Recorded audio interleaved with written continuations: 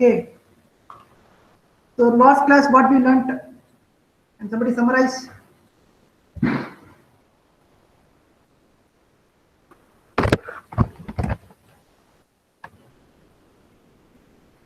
Can somebody summarize what we learned in the last class?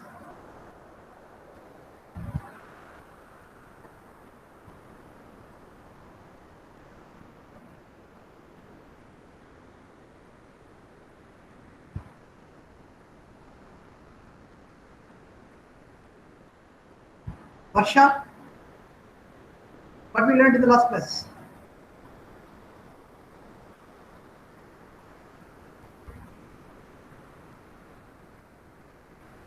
Can you recall, Varsha?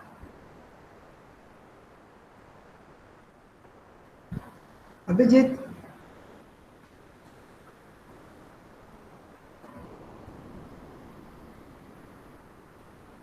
Abhijit? You there?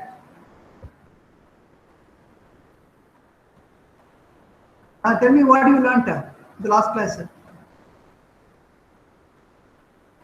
You are there in the last class?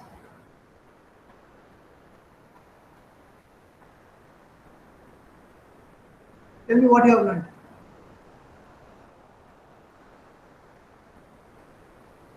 Ilay Bharati, Yashwant Ilay Bharati. Switch on the mic, man, and talk.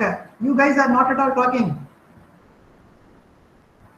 Ilay Bharati, switch on the mic first. Come in the video mode. I want to see your face.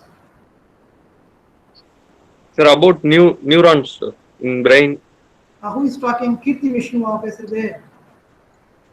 Kirti Vishnuva. Okay, Kirti Yes, Vishnuva. sir. About neurons. Okay, Yashwant Ilay Bharati. I want you to talk. Ilay Bharati. Why you are not? He's not talking. After switching on the, I think the connection, you guys are moving out somewhere. Yashwant Ilay Bharati. Good afternoon, sir. Good afternoon, Ilay Bharati. Tell me what Sir, you have can you learned in the. Yeah, just can you summarize what you have learned in the last class, Ilay Bharati? So we learned about the Yeah. neuron Good. structure Proceed. in our human brain. Very So- good, very good. We learned about the neuron structure. Okay. We took the, Tell me, yeah. so we took we took our biological neuron as the motivation for the actual artificial neural network.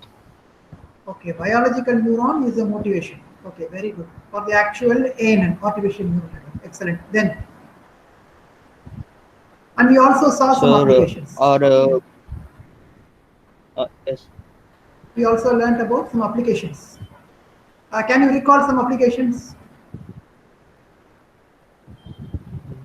Can you recall some applications?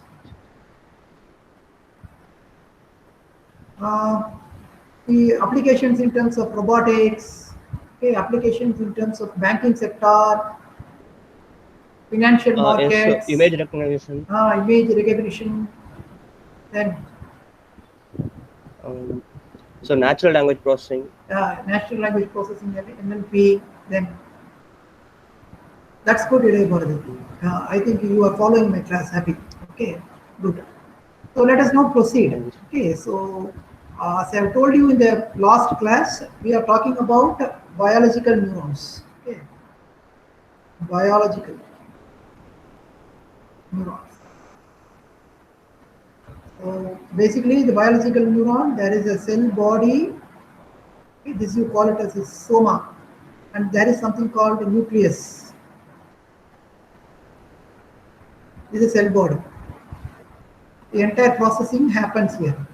So it receives, a neuron receives some kind of input signals to a tentacle-like arrangements, call it as dendrites. Okay. Then what happens? There will be some frequent ionic exchanges happening between the cell bodies. So this is positive, negative ions, something like that. So normally this cell, the neuron, will be at a resting potential of some minus 70 millivolt. That's what we learned. So because of the external stimuli, okay, because of the external stimuli, what happens? Because of the external stimuli, the resting potential, okay, may get altered. There will be a threshold value. If the impact of this external stimuli makes this neuron to reach a threshold value, it is just greater than threshold value, what happens? The neuron through again a tentacle-like arrangement, this is called axon, okay, passes some neurotransmitters to a junction called a synapse. They call it as synaptic junction. Synaptic junction. Clear? So what happens? Initially, the neuron will be like this. Okay, how many neurons like this in our brain we have? We have billions. And the key point here is that you have to remember is we need to understand here is all these are parallelly connected. They can work simultaneously. All these billions of neurons, connected neurons, they can work simultaneously. That's the power. So that's why the brain derives its power. Okay, the brain derives its power primarily because of these parallelly connected billions of neurons like this. Each neuron looks like this. Okay. Now these neurons are interconnected, so naturally one neuron may pass on the information to the nearby dendrites of the other neuron. Okay, so there will be a kind of neurotransmitter exchanges happening between neuron number 1 with neuron number 2. That's what we learned in the last class. So the synaptic junctions will transmit the neurotransmitters to the other neuron. Okay, thereby make that neuron also to reach to change its threshold voltage value. Threshold voltage. And thereby this neuron may also become excitatory or inhibitory. There are two cases. One is the neuron can be either at an excitatory state, excitation, or it will be at an inhibitory state. Inhibitory means more like a sleeping state. Is it clear? So that's what the last class we learned. Now the question before us is, if this is real neuron, natural neurons in our brain, which helps in helping human beings or animals to act intelligently. Can we create, the question that 1940s people raised is it possible, scientists they raise this question, is it possible to create or mimic this neuronal action, mimic these neurons, okay, by building something called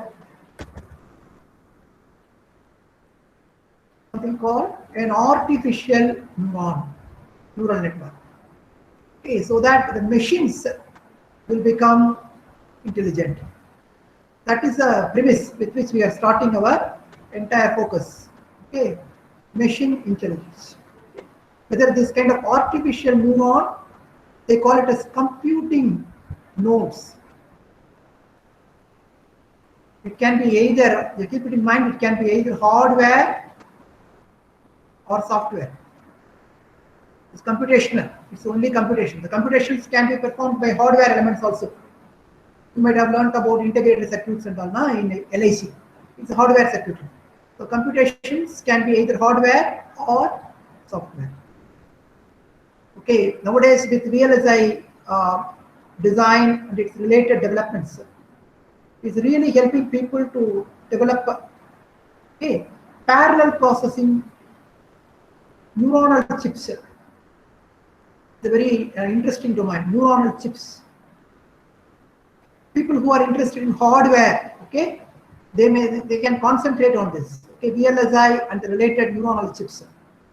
Okay, but in this course, our focus is primarily on the software part. Okay, we are going to build, okay, develop softwares, okay, algorithms, which can mimic the human brain neuron, human neurons, human or animal neurons also. Okay, animal neurons, they are going to replicate. Okay, so that's what our basic idea is. Now with that in mind, now let us proceed. Okay, so I would like to show you one more thing. Yeah, so look at this. The axon terminals releases chemical called neurotransmitter.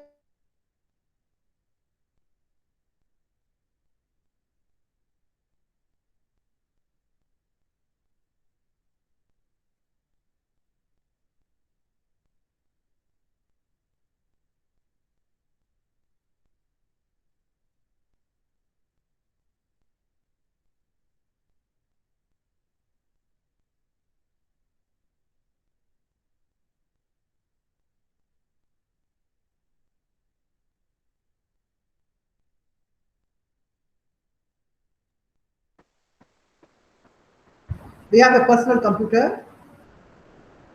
One CPU can have 2 to 10 cores and around 10 power 10 transistors. Okay, one personal computer, around 10 power 10 transistors. If you look at the human brain, we have around 10 power 11 neurons. Okay, 10 power 11 neurons.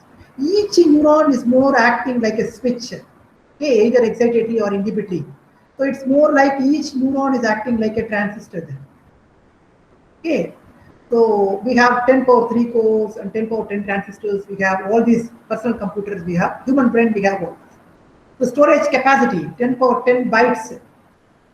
Okay, here we have 10 power 11 neurons. Okay, the processing speed 10 power minus 9 seconds. Here is just greater than 10 power minus 3 seconds. So clearly you can see individually the neurons. Okay, they are not. Individually, the neurons, they are not very fast when comparing to conventional computers. When you compare to a conventional computer, it's not very fast. But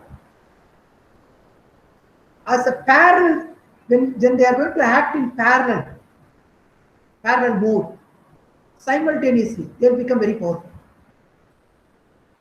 Definitely, you can see there is a huge difference. Okay, this point is very important. The processing speed of the computer is much faster than our human neuronal speed. Okay, so around 10 power 9 operations they can perform. The computers, modern day computers, which will be much higher than this. In fact, nowadays with i7 processor and all, GPUs and i7 processor is much more greater than this. 10 power 9 operations per second, but here it can be less than 1000 per second. The bandwidth is around 10 power 12 bits per second. Here it is 10 power 14 bits per second. Okay, and neural updates are 10 power 6 per second. Here 10 power 14 per second. Okay, so the advantages of neuron, if you're going to look at the neural networks, they have high processing speed due to massive parallelism. That's one key point. Is the key point. And they also have something called fault tolerance. What is this? Can you imagine this? What is this fault tolerance? Can somebody answer this? What is fault tolerance? Anybody in this class?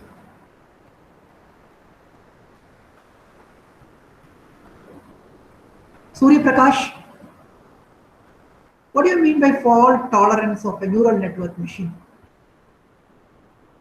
Kailash, Surya Prakash, somebody? I'm looking for someone to answer. Just give your general view. What is fault tolerance? Pinna Manikanda?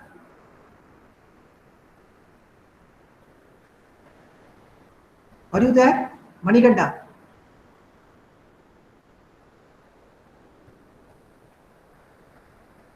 Manikanta?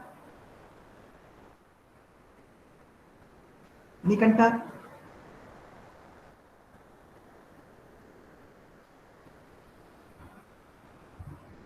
Sneha? You guys have to talk, man. What is fault tolerance? I'm asking you a question. What is fault tolerance? Anybody is answering in the chat? Fault tolerance is a property that enables a system to continue operating properly in the event of the failure of some of its component. Okay, how it is connected to neural networks? See, as we have billions of neurons operating parallelly, even if some of these neurons are not going to work, still we are in a position to take work. We are still in a position to decide something. Intelligent decisions we can make. That's a very powerful idea. Okay, so that's why it's called fault tolerant artificial neural networks. And there will be some graceful degradation also. If some of the neurons are going to fail, the system will not abruptly fail. It will not abruptly fail. There will be a graceful degradation because some of the neurons are not working. So that's why, in fact, once you reach the age of 45, gradually you'll start losing memory and all. At the age of 55 also still you'll be actively functioning. And then around 75, around 85, people are still functioning very actively, even at the age of 85. Even some of the neurons are going to be not working properly. Still we can function because it's only graceful degradation, not abrupt kind of systematic failure, collapse of the system. Suited for inductive learning. That's another. All these are some good advantages of neural networks. Inductive learning means what? Seeing some samples and examples, okay, from the data, the network is learning. Okay, in an inductive manner, it is learning. Seeing some pattern in the data, all these are inductive learning. Okay, it appears to be reasonable to try to mimic or to recreate these advantages by constructing artificial neural networks. Okay, these are all some of the advantages of neural networks. Now let us proceed and go to this today's class, key lecture.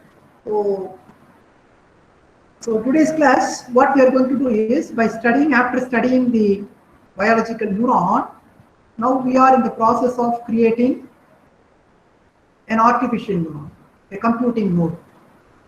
So what happens here is not two key points you have to remember. Number one, the neuron receives external stimuli. Okay, and there is a threshold involved, threshold voltage. And the neuron receives inputs from many inputs. Okay, many inputs. And all these aggregated value, that's important, summation. Summation of inputs. We call it as aggregated. Will have a say over the neuron either to fire or not fire. Either 1 or 0, more like that. So that's what in fact people have analyzed. Okay. So in order to create a computing neuron which can mimic this kind of biological neuron, we need to think here. What can I do? How my computing node will look like? Definitely it's going to be a processor or a simple code, okay, a software code. It's going to receive some inputs just like a neuronal structure, and then the aggregate of it is important. We are going to submit all the inputs. For example, x1, x2, x3, all these inputs will be summed up, and then you will be comparing it with a threshold, and then the output can be either 1 or 0. Okay, so this kind of neural network is what by 1943 McCulloch and Pitts, they have in fact modeled. Okay, so computing neuron model. Okay, so how do you understand this? Can somebody tell me how this one works? Can you imagine that? Madhavan? Madhavan, what do you understand from this artificial neuron, a computing node? What's happening there? Can you tell that? What's up here?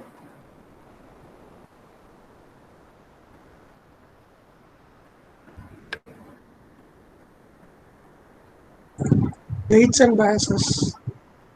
Yeah, who's that? Kailash. Kailash, yeah. Tell me, Kailash, tell me what is happening. It's actually forming a linear separation using using weights and biases. It's So altering the right now, I am not showing any weights or any biases here. okay. Just tell me what is the role of this ANN?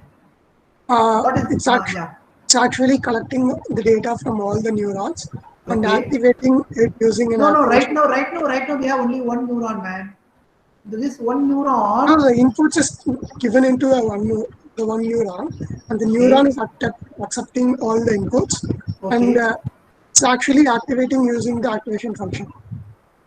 Okay, this theta is called as the threshold. Right now, no activation functions. It's only a threshold value. Okay, so you have to understand that. Fine, Kailash, good. Sir. Yeah, Sir, anybody else? Yeah.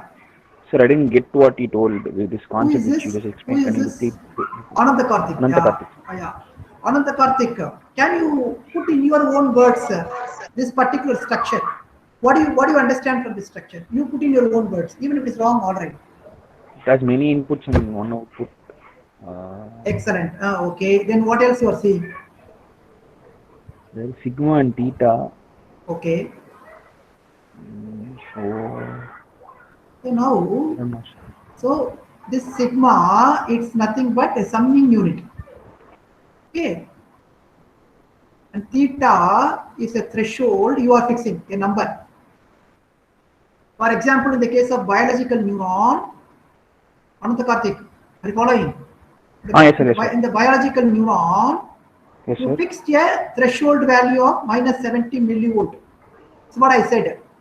If because of the external stimuli, when the biological neurons threshold value, okay, if it is going to exceed this minus 70 millivolt, because of what? External stimuli. What happens? I said, can you recall that? Sir, what do you mean by external stimuli? External stimuli means the original neuron is there now. Okay, so this is your nucleus and this is cell body. Okay, and there are something called dendrites, I said. Yeah. Okay, this dendrites receives neurotransmitters, okay, from other neurons. For example, in your by using your hand, okay, you are going to touch fire. It's a stimuli. Okay, it stimuli immediately reaches the neurons in your brain. Okay, and these neurons receives this kind of neurotransmitters. Every neuron. Okay, we have billions like this. Ananta Karthik, are you getting? Yes, sir. Yes, so this is what the external stimuli is from the environment. Okay, sir. You understand? From the environment, you receive the external stimuli. Now, because in your eyes, for example, light intensity is there, light falling on your eyes. So naturally, you are seeing a bright color. That's an external stimuli. Your neurons will get neurotransmitters because of it. You understand? Yes, sir. It can be like any physical phenomenon. Think of that. Okay. Through your sense organs, your skin, your eyes, your nose, okay? Whatever information you are receiving, everything is an external stimuli. Okay, sir. Are getting it? Another Karthik. Now what happens? The neuron initially is at a resting potential of minus 70 millivolt, I said. Because neuron basically is some kind of biological neuron, but there are chemicals involved. Okay, ionic exchanges can happen. Okay, zinc ion, magnesium ion, potassium ion, all these will be there in the neuron body. Because of that, what happens? The ionic exchanges happen. Because of that, there will be a resting potential difference for that. That's minus 70 millivolt. Now, because of the external stimuli, okay, this minus 70 millivolt, once it exceeds, okay, because of external stimuli, what happens? The neuron will send out through the axon, it send out some neurotransmitters, it will fire. Okay, fire means what? It sends neurotransmitters out. That neurotransmitter will be reaching some other neuron nearby, and thereby it can excite this. So a neuron can be either in an excited mode or inhibited mode. Are you getting the point clearly? What I'm Yes, saying? sir. Yes, sir. Okay, now with this in mind, let us now think about our computing node. Okay, computing node, I am saying that my computing node, it may be a processor, a simple processor, imagine a microcontroller, 4-bit microcontroller. It receives inputs. Okay, there are 3 inputs, x1, x2, x3. You store it in the microprocessor. Okay. And I'm going to add this. And then I'm going to compare it with a threshold number, like minus 70 millivolt there. Okay. Now, how this one functions? If x1 plus x2 plus x3, if it exceeds the theta, it will release. Okay. Very Okay. good. That's the idea. That you have to understand it clearly. Okay, x1 plus x2 plus x3. If it is greater than theta, what will be my output? My output will be 1. If it is less than 0, if less than theta, it's going to be 0. So that's the kind of network they built during the year 1943. This kind of a model, they call it as what? What model, man? McCulloch. Don't forget. McCulloch Pitts model. 2 guys. Okay, during the year 1943, they built this model. This kind of neuronal model, they call it as McCulloch Pitts model. Okay. Okay. Now, with this in mind, let us take some examples and see this model. So, sir, I have a doubt. Yeah, please. See, right now I'm not talking anything about weights or biases. Okay, don't get confused. Asking is the voltage given to the neuron? I mean, the original brain neuron. Yeah. Is the voltage variational or is it digital form, sir? Mostly it will be in the form of continuous signals only. Okay, the external stimuli is continuous. It's not like a jerk. Okay, more like a kind of zeros and ones like that. It is not like that. Okay. You get a continuous kind of waveform, and the key point is these are all chemical, biological related. The neurotransmitters, they call it now. All these are some kind of chemicals. Okay, it emits some at the end of the synapse will be emitting some neurotransmitters. And basically they are chemicals, is it not? They are chemicals, they have some ionic properties. You understand what I'm saying? Okay, sir. So calcium ion, for example, Ca plus, Zn minus, something like that. Nah? So they are all ionic. So these ions, they create, they alter these ionic exchanging property of the cell body. The cell body is exchanging some ions with the nearby environment. Okay, Ca plus, Zn minus. So this is a permeable membrane. Okay. So these neurotransmitters, they alter these exchanges. And because of that, the potential difference of this neuronal body changes. That's the idea. When this potential difference changes and it exceeds the minus 70 millivolt, you understand what I'm saying? Now this one will fire some neurotransmitters, some chemicals it will fire. That will go and touch the dendrites of other nearby neurons. So that's how it works. Okay, so there will be a lot of neurons like this. You have billions of neurons. And all these billions of neurons are interconnected. That's very important. Interconnected in the sense through what medium? Okay, they are interconnected through these neurotransmitters. Because one synapse may eject out, the dendrites of the other neurons may be somewhere here. This is one neuron's output. See, the output of one neuron will interact with the dendrites of the, that is the inputs of the other neuron. Neuron 1, neuron 2. And because of this may fire. Okay. So all these are interconnected and we have billions. Imagine that in your mind. Okay, billions of neurons like this. And that's where the information is stored. These synapses are important. The synaptic junction is important. Okay. Now, see, if these two neurons are interconnected, can you tell me, can you put in your own words? Put in your own words. The synaptic junction, okay, connected with the dendrites of this one. the neuron 2, if it is strengthened, or the synaptic junction of neuron 1 in firing neuron 2 is frequent. Okay, you understand what I'm saying? The role of synaptic junction 1 in firing neuron 2 is frequent. What do you say about this connection? It means the role of neuron 1 in firing neuron 2 is more frequent. Okay, that's the idea in fact you're trying to create. So every time neuron 1 fires, the probability of neuron 2 firing will be more. You understand what I'm saying, Kailash?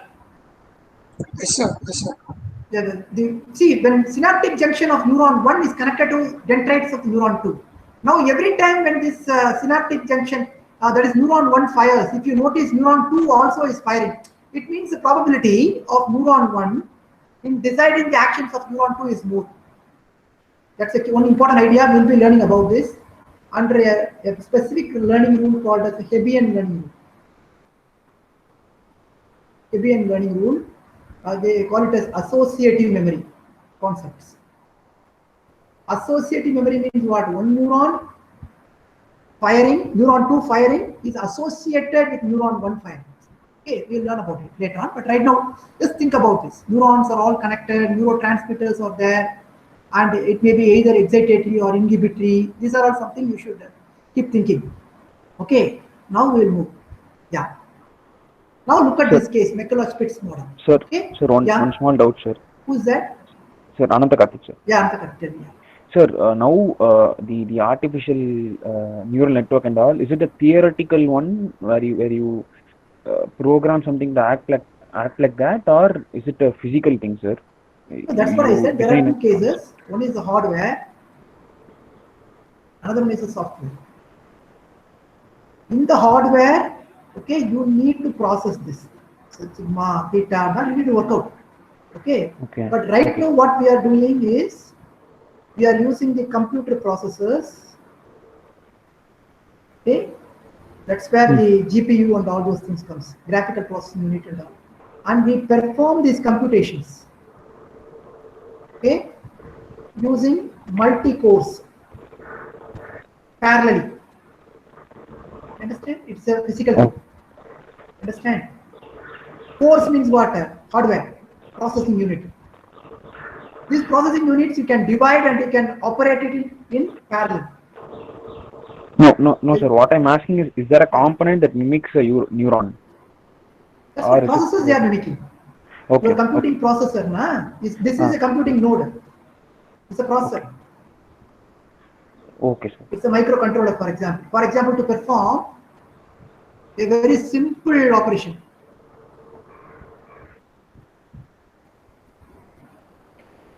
For example, I want to do two inputs. Okay, x1, x2.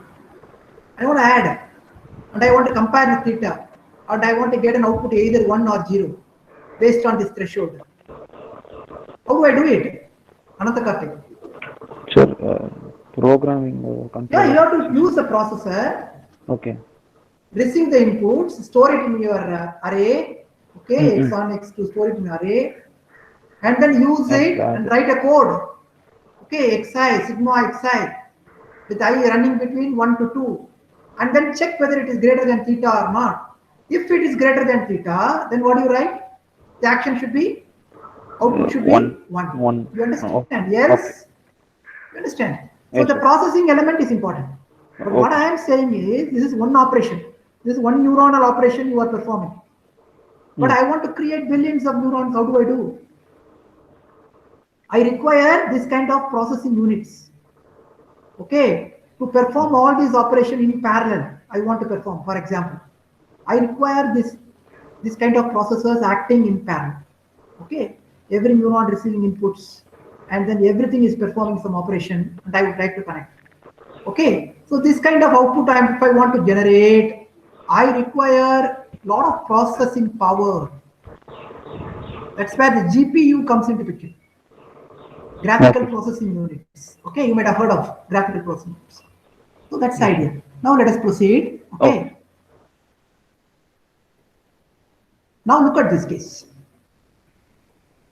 So McCulloch-Pitts model, do you understand now? I have lot of inputs. All these inputs are what? Boolean. That's very important. Digital, binary, binary. Either 0 or 1. Okay, that's what we are working. McCulloch-Pitts model basically talks about binary. So McCulloch, a neuroscientist, and Pitts proposed a highly simplified computational model of the neuron during the year 1940. So now I would like to say one thing. There is a course on NPTEL, Introduction to Deep Learning. Okay, Professor Nitish Kapra is handling this course. These slides, some of the slides are taken from his course. Okay, so you can also refer to. It's a fantastic course by IITM, Nitish Kapra. Okay, you will get a lot of insights. Okay, apart from my lecture, also you can also listen to his NPTEL course on Introduction to Deep Learning. In the initial part, he has covered neural networks. Few classes, in fact, only few networks he has covered. Only feed-forward network, particularly, he has covered it. As his feed-forward networks are related to deep learning, he has covered it. You can refer to. The slides are also, you can take the slides from there also, but you can use my these slides also. Now let us look at this. Now what happens? These are all the inputs. Now this G is nothing but the aggregation, summation. Now what is F? G is a summation. What is F? F is a function, is threshold, which will give output 1 if the g of x is greater than or equal to theta and g of x is less than theta, it's going to be 0. Everybody clear with this idea? Anybody having any difficulty in understanding this? Please ask doubt. Ananta Karthik, Kailash, Rupa Maitreyi, Rupa Maitreyi, Krishna. Sir, no doubt, sir. Very good. So far clear. Okay. So with this in mind, now I pose you a question. Okay. Look at this input. So I would like to, the question is, tell me the value of theta for realizing, okay, an AND gate. Just think for a minute and let me know. What value of theta you choose? Anybody? So what's the input, sir? AND gate I want to realize. What is the input AND gate? You're asking the condition. What is the condition, man? AND gate. Sir, 3. Very good. That's all. Simple. Okay. See, the AND gate will give you output Y only when all the inputs are 1, 1. Do you understand the point clearly? Who's it the answer? Guru Baran, sir. Guru Baran. Theta equal to 3 is the answer. What about theta equal to 4? What about theta equal to 4? Ananta Karthik? I don't know, sir. No, again, you think, man, you only said the answer. X1 plus by the X2. above condition. Yeah, X1 plus X2 plus X3, if it is greater than theta, greater than or equal to theta, what will be the output? Y is equal to 1. You only said. When it is less than theta, output Y is equal to what? 0. Okay. So for AND gate, 1 plus 1 plus 1, that's the only condition. When X1, X2, X3 is equal to 1, 1, 1, if it is greater than or equal to 3, 3 is definitely equal to 3. So output will be 1. You get 1 for this case. What about any one of the inputs becomes 0? Ananta Karthik, I think you can mute your end. Need not answer. From your end, I am getting some noise. No, sir, that's some Kirti Vishnu's. Yeah. You close it. Yeah. Okay. Now are you getting my point clearly, every one of you? So naturally, when the value, see, X1, X2, X3, all the 3 values are 1. Then only the AND gate output is 1. So naturally, if I'm going to fix my threshold as 3, That's the highest condition. For all other values, if any one of these x1 or x2 becomes 0, you will not satisfy this condition, greater than or equal to 3. So naturally, the output will be 1 for all cases except for the final case. All the 3 values are 1. Okay, you get the maximum value 1. When theta is equal to 4, what will happen? Definitely, the output will always be 0 for all the cases. You understand the point? So, because even if you add 1 plus 1 plus 1 equal to 3, which is less than 4, so naturally the condition will not be met out at all. So naturally, it will always be 0 day. So you have to fix your threshold 3. Choose it accordingly in such a fashion that you get your desired output. So you can realize your AND gate like this. Okay. Now look at the next case. Tell me what is the value for the AND gate. Here it is, value is 3. Okay, that's what Guru Baran said. Now tell me for OR function, what will be the value? Anybody? X1, X1. Yeah, 1 is enough. Yeah, because if either one of this becomes 1, okay, 1 becomes 1, the output is going to be 1. Okay, all the ones are 1, its output is going to be 1. Any 2 is 1, output is going to be 1. So naturally, if you keep 1, okay, as your threshold, if any one of these becomes 1, the other values are zeros also, the output become 1. If any 2 becomes 1, again it is you're going to get 2 greater than 1, therefore output is going to be 1. And therefore 3 greater than 1, output is going to be 1. All the values are 0, then it is less than 1, output will become 0. Easily you can visualize it. Okay, so you fix a value like that. For NOR function, anybody?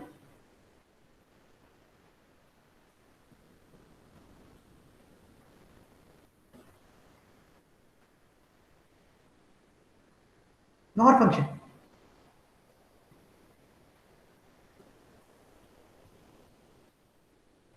What is the value for NOR function? Only for 0, okay, the value should be equal to 1. For all other values, the value should be equal to 0. Okay, so then in that case, what do you get? NOR.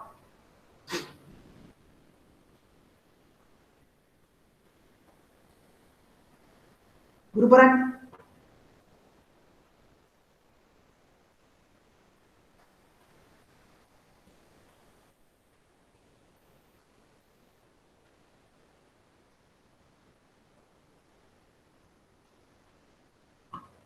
Guru Baran?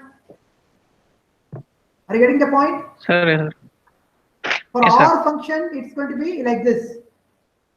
NOR function, what will be the value? Opposite of this. Opposite.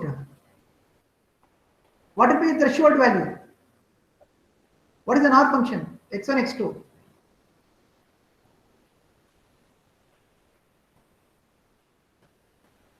Zero, 0 is 1. 1, 0, 0. 0, 1, 0. 1, 1, 0. Is it clear? So tell me one threshold value which can help you this, achieving this.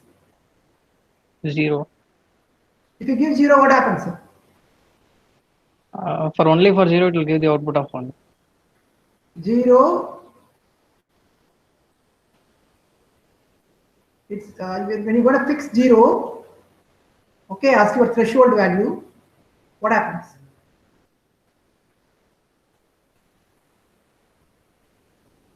Initially for 0, 0, it's going to be 0, it's greater than or equal to 0, therefore output will be 1. What happens to second case? 1. We can just fix it as x1 plus x2 equal to 0.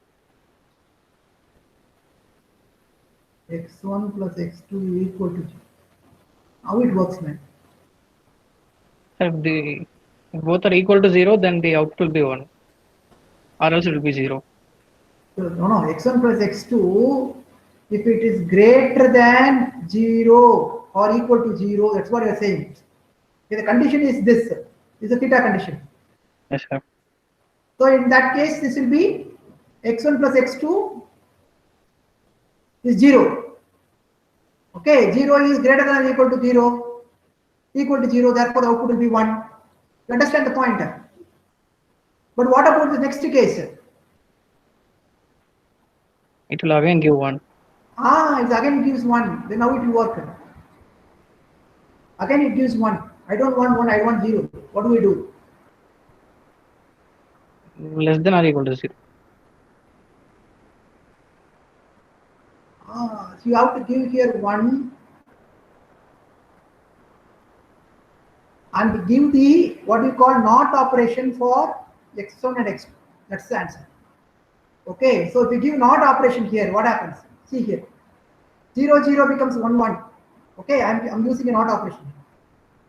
See here, Yes, if I sir. use a NOT operation here, it becomes the inverse of OR. So that way only you have to understand this. You understand what I'm saying? Yes, So sir. use a NOT operator and use it. You can realize it. So now, if you look at the OR operation, what's happening here? x1 plus x2 take is equal to I is equal to 1 to 2 xi greater than or equal to 1. How you can do this geometrically? Easily you can visualize it, primarily because if you look at this, I have my terms. This is x1 and this is x2. 0, 0 is here, this point. Maybe I'll use a different color.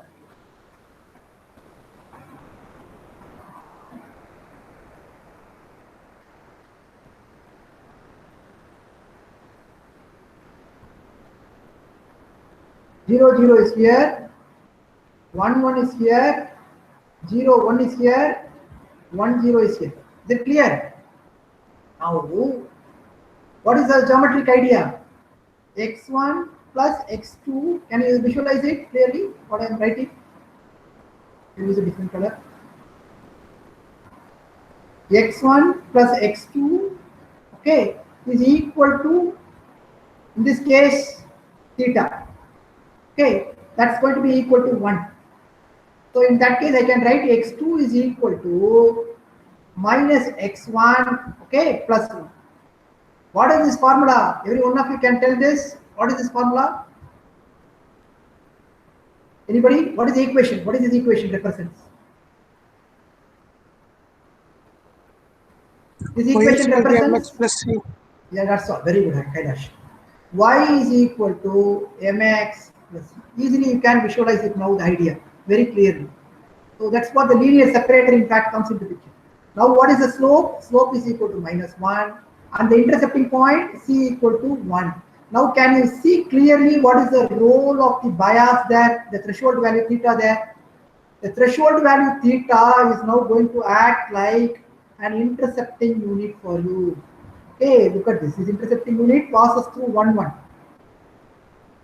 Okay, 1, 0, sorry, 1 in the y-axis. Intercepting of what? The y-axis. At 1 it crosses the intercepting line. Okay, and you can see this slope is also a negative -1. M is equal to -1. Now if I can draw this line, okay, in this case, what happens? My line will look like this. This is 1, 1. It is got separated, and this is 0, 0. This is 1, 0, and this is 0, 1. Clearly, you can see this part is separated. Okay, so that part is what is the output value for it? OR gate, y is equal to 1 for the case, and for all these 3 values, y is equal to 0. For OR gate, that part is what? It's going to be for 1, 1, I'm going to have 1 and 0, 1. So 0, 1, it's not passing exactly over it. Okay, it's passing exactly over it. Look at this. It's exactly passing over it. So for all these 3 values, I'm going to get 1. And for this value, I'm going to get y equal to 0. You understand clearly? So this line is exactly separating these 3 points. So by fixing my threshold, by fixing my theta, I'll be in a position to separate out these 3. That's the fundamental idea you need to remember. So that's what this clearly explains. A single MP neuron splits the input points, okay, for 2 binary outputs into 2 hops. points lying on or above the line xi minus theta.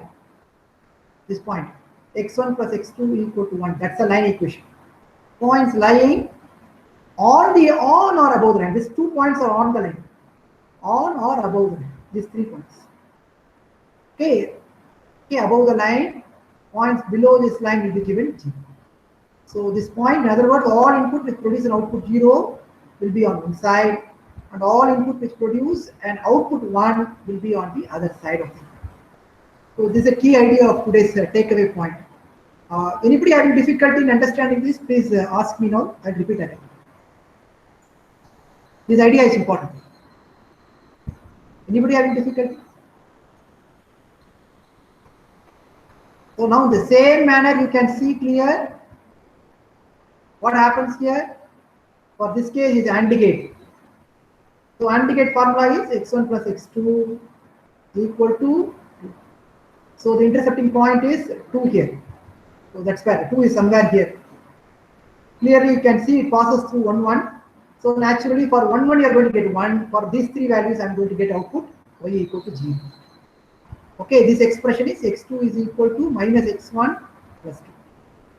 Okay, therefore the slope is minus 1. This slope is minus 1. And the line passes the intercept at 2, y equal to. The same manner for always on condition. It's an always on condition. Whatever be the values 0, 0 you're going to give. For example, if you give 0, 0, it's going to be 0. 0, 1 also it's going to be 0. For all values it's going to be 0. If you're going to fix a threshold as well. So the line will pass here. x1 plus x2 equal to 0. This is the line. x1 plus x2 equal to. So for all these values, output is going to be 1. Okay, for all these values, always on condition. Okay, that's what we see. Always on condition. What about if we have more than 2 inputs? Any idea? If I'm going to have x1 plus x2 plus x3 equal to theta, what is this equation? Anybody help me out? Equation of what? Equation of planes. Okay, equation of planes. In fact, we'll be talking about hyperplanes also, more than 3 dimensions. Okay, so in that case, if you look at this case, I'm going to have the values like this: 1, 1, 0, 0, 1, 1. Okay, can you see it clearly?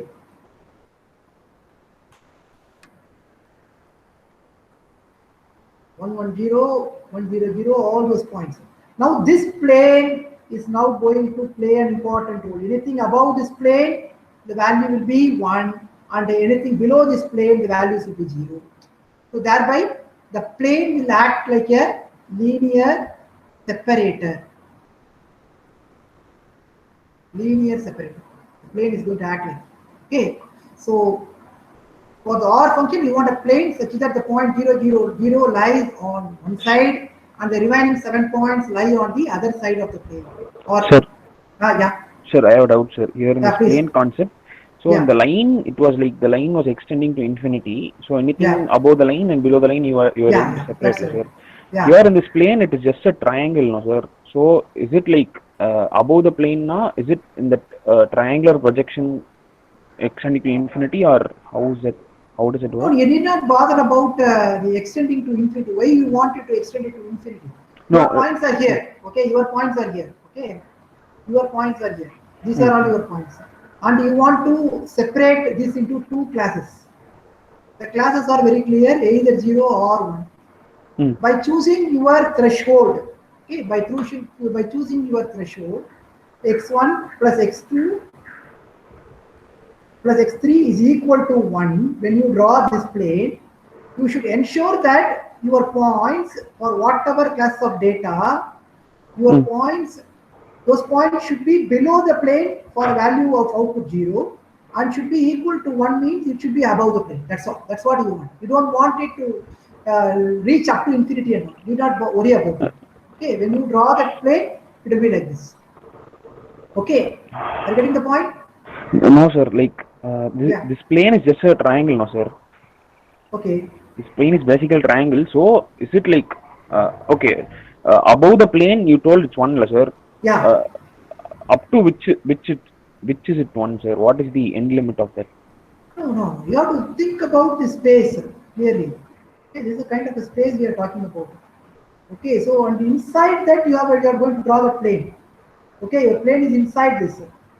So the plane is occupying a space now. The plane is in between. So there will be some space below. There will be space above. Okay, so in the space above, if you're going to have your point, then you are calling it as 1. And if it is below that space, below that plane space, you are going to call it as the class G. Okay, I'll give you a 3-dimensional animated form in the next class so that you can understand clearly. Okay, sir. And MATLAB, you will see that very clearly. Fine. Okay, sir. Right now, you are finding it very difficult to imagine it Yes, abstractly. With the help of an animated figure, we can understand it clearly. Okay. A 3-dimensional cuboid, you should have a kind of volume you should clearly visualize. Then only you'll be in a position to see it clearly.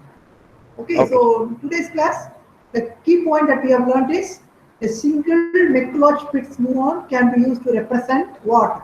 Boolean functions, which are linearly separable. Separable means what? Two classes, either 0 or 1, like that. With the help of linear separability means with the help of a line or a plane, you will be in a position to separate these two classes. Linear separability, what Boolean function, how do you define? There exists a line or a plane such that all inputs which produce a 1 lie on one side of the line or the plane, and all inputs which produce a 0 lie on the other side of the line or the plane. You understand this definition clearly? Anybody having difficulty? This definition is key. What is linear separability? Okay, so that's this idea. So I think I will raise a few more questions. With that, we will wind up today's class. What about non-Boolean or real inputs?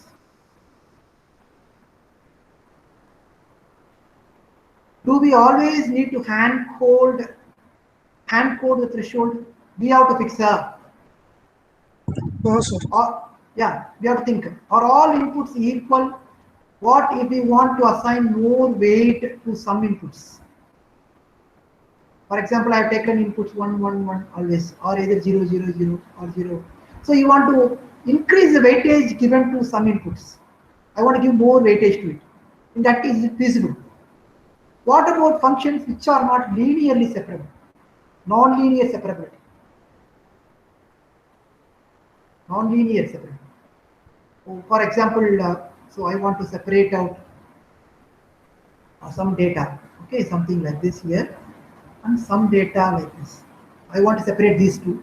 I would like to draw a kind of a non-linear function like this. Instead of a line or something like a plane, I'm looking for a curve, a kind of a non-linear curve, which can separate out the data. Is it feasible? So these are all some of the questions you need to think of. Are all inputs equal? What if we want to assign more weight? Do we always need to hand code the threshold? What about non-Boolean inputs? Think about this. In the next class, we will see how to address these issues. Okay, in today's class, we have learnt about McCulloch-Pitts model, and we have understood how using the McCulloch-Pitts neuron, you can represent Boolean functions like a AND function, OR function, and all. Okay, and we have an idea about now a geometric interpretation of this function. And with that in mind now, I think I can stop today's class. Okay, the time is 1. Anybody would like to ask some questions now? You can ask about this McCulloch-Pitts model. Be very clear about this. Ananda Karthik, are you clear? Yes, sir, I'm clear, sir. Very good. Then anybody else having any doubts about this linear separability? You can raise your doubt here. We can have a discussion.